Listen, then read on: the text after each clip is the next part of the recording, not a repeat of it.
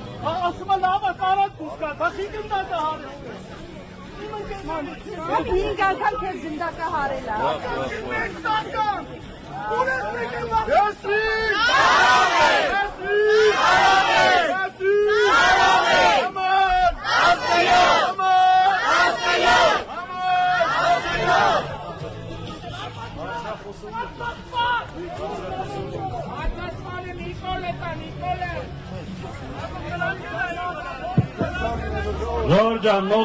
մոտ եկեք, ըմբռնումով մոտեցեք։ Այս իշխանության ջղա ձգումներին, այս նորմալ է, առաջիկա օրերի